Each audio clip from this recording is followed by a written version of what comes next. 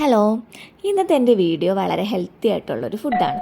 കൊച്ചു കുട്ടികൾക്കൊക്കെ ചെറുപയറിൻ്റെ തോരനും പുഴുങ്ങിയതും ഇതൊക്കെ കഴിക്കാൻ വളരെ മടിയാണ്. അങ്ങനെയുള്ള കുട്ടികൾക്കൊക്കെ കൊടുക്കാൻ പറ്റിയ ഹെൽത്തി ആയിട്ടുള്ളൊരു ഫുഡാണ്. ചെറുപയറിൽ ചപ്പാത്തി ഉണ്ടാക്കുകയാണ്. അപ്പോൾ അത് വളരെ സിമ്പിളായിട്ട് ഉണ്ടാക്കിയെടുക്കാം. എങ്ങനെയാണ് ഉണ്ടാക്കണമെന്ന് നമുക്ക് നോക്കാം. ആദ്യം നമ്മൾ കുറച്ച് പയറെടുത്ത് പുഴുങ്ങിയെടുക്കുക. എന്നിട്ട് അതിലേക്ക് ഒരു സവാള ചെറുതായിട്ട് കട്ട് ചെയ്ത് എടുക്കുക.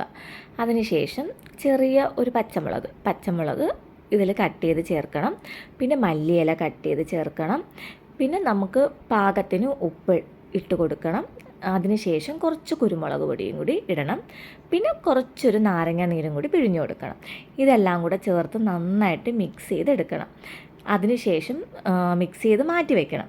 പിന്നെ നമ്മൾ ചപ്പാത്തി ഉണ്ടാക്കാനുള്ള മാവ് നേരത്തെ റെഡിയാക്കി വെച്ചിട്ടുണ്ട്. ഇതെല്ലാം റെഡിയായി കഴിയുമ്പോൾ നമുക്കൊരു തവ അടുപ്പിൽ വെക്കാം. എന്നിട്ട് നമുക്കിനി ചപ്പാത്തി റെഡിയാക്കി എടുക്കാം. അതിനായിട്ട് നമ്മൾ നേരത്തെ മാറ്റി വെച്ചിട്ടുള്ള മാവ് എടുക്കുക. അതിൽ നിന്ന് ചെറിയ ചെറിയ പോർഷൻ എടുത്തിട്ട് നമുക്ക് ചെറുതായിട്ട് കൈ കൊണ്ട് പരത്തിയിട്ട് നമ്മൾ ഈ ചെറുപയർ മിക്സ് ചെയ്ത് വെച്ചിട്ടില്ലേ, അത് ഇതിനുള്ളിലോട്ട് വെച്ച് കൊടുക്കണം. വെച്ചിട്ട് ഇതിന് പുറത്തൊന്നും കാണാത്ത രീതിയിൽ നന്നായിട്ടത് കവർ ചെയ്യണം. അതിനുശേഷം നമുക്ക് ചപ്പാത്തി പലകയിൽ വെച്ച് അതിനെ പരത്തിയെടുക്കാം. നമുക്ക് വളരെ പതുക്കെ ഇത് പരത്തിയെടുക്കാം. അപ്പോൾ ഒട്ടിപ്പിടിക്കാതിരിക്കാൻ വേണ്ടി തിരിച്ചും മറിച്ചും മാവ് മുക്കിയിട്ട് വേണം പരത്താൻ. പിന്നെ ഒരുപാട് സ്പീഡിന് പരത്താതെ പതുക്കെ പരത്തിയാൽ മതി, അല്ലെങ്കിൽ നമ്മൾ അകത്ത് വെച്ചിരിക്കുന്ന ഫില്ലിങ്ങൊക്കെ പുറത്താവും. അപ്പോൾ അങ്ങനെയൊന്നും കാണാത്ത രീതിയിൽ പതുക്കെ പരത്തി നമ്മളെ തവ ചൂടായിട്ടുണ്ട് അതിലിട്ട് കൊടുക്കുക. എന്നിട്ട് ചെറിയ ചൂടായിട്ട് പിന്നെ തിരിച്ചിട്ട് കൊടുക്കുക. അങ്ങനെ തിരിച്ചും മറിച്ചും ഇട്ട് വേവിച്ചെടുക്കാം. എന്നിട്ട് ഇടയ്ക്ക് കുറച്ച് ഓയിൽ പുരട്ടി കൊടുക്കണം. എന്നിട്ട് അതിനെ തിരിച്ചിട്ട് വീണ്ടും ഓയിൽ പുരട്ടണം. നല്ല സോഫ്റ്റായിട്ടുള്ള ചപ്പാത്തിയാണ് കേട്ടോ.